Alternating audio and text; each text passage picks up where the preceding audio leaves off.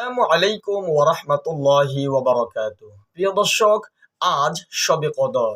কিভাবে আজ শবে কদর ইনশাআল্লাহ এই ভিডিওটিতে আমি আজ আপনাদেরকে সুন্দরভাবে বুঝিয়ে বলতেছি। কেউ স্কিপ করবেন না, অবশ্যই শেষ পর্যন্ত দেখে যাবেন। প্রিয় বন্ধুরা, প্রতি বছর পবিত্র রমজানের ২৬ তারিখ দিবাগত রাতে শবে কদর পালন করা হয়।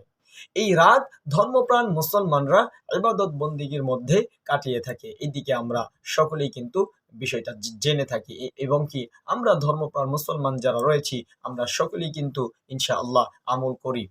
এই রাতে মহানবী হযরত মুহাম্মদ সাল্লাল্লাহু আলাইহি সাল্লামের অনুসারীদের সম্মান বৃদ্ধি করা হয় এবং মানব জাতির ভাগ্য পূর্ণ নির্ধারণ করা হয়। তাই মুসলমানদের কাছে এ রাত অতীব পুণ্যময় ও মহামণ্ডিত রাত।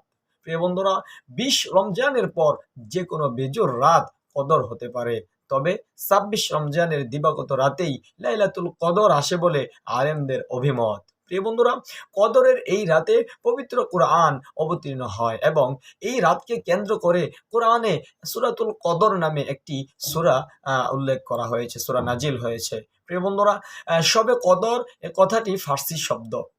শব মানে রাত বা রজনী, আর কদর মানে হচ্ছে সম্মান, মর্যাদা, গুণ, সম্ভাবনা, ভাগ্য ইত্যাদি। প্রিয় বন্ধুরা, একটু খেয়াল করবেন, শবে কদর অর্থ হলো মর্যাদার রাত বা ভাগ্য রজনী। শবে কদরের অর্থ হলো মর্যাদার রাত বা ভাগ্য রজনী। শবে কদরের আরবি হলো লাইলাতুল কদর তথা সম্মানিত রাত।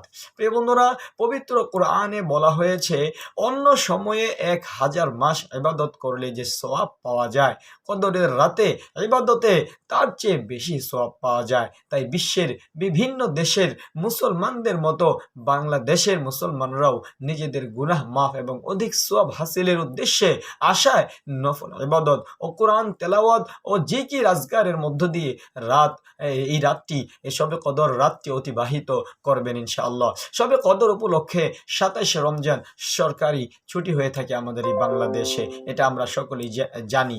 শবে কদর উপলক্ষে ইসলামিক ফাউন্ডেশনের উদ্যোগে জাতীয় মসজিদ বাইতুল মোকাররমে ওয়াজ মাহফিল ও বিশেষ মোনাজাতের কর্মসূচি গ্রহণ করা হয়েছে। আপনাদের সময় সুযোগ হলে আজ মঙ্গলবার জোহরের নামাজের পর শবে কদরের ফজিলত ও তাৎপর্য নিয়ে আলোচনা হবে, দোয়া মাহফিল হবে। আপনারা সকলেই সেখানে উপস্থিত থাকার চেষ্টা রাখবেন। ফজরের নামাজের পর দোয়া ও মোনাজাতের মধ্য দিয়ে ইবাদত ও আমলের সমাপ্তি ঘটবে ইনশাআল্লাহ। প্রিয় বন্ধুরা, শবে কদর উপলক্ষে রাষ্ট্রপতি মোহাম্মদ আব্দুল হামিদ ও প্রধানমন্ত্রী এই বিষয়টি প্রধান উপদেষ্টা আর কি এই বিষয়টি নিয়ে উল্লেখ করেছেন। রাষ্ট্রপতি তার বাণীতে বলেন, বিশ্বের বিভিন্ন স্থানে মহামারী, সংঘাত, যুদ্ধবিহত, অভাব, অনটন সহ বিভিন্ন কারণে হাজার হাজার মানুষ অসহায় অবস্থায় এই দিন পাতিত হচ্ছে। তাই সংকট থেকে উত্তরণের জন্য তিনি সর্বশক্তিমান আল্লাহর দরবারে প্রার্থনা করবেন এই শব বরাত রাত্রিতে।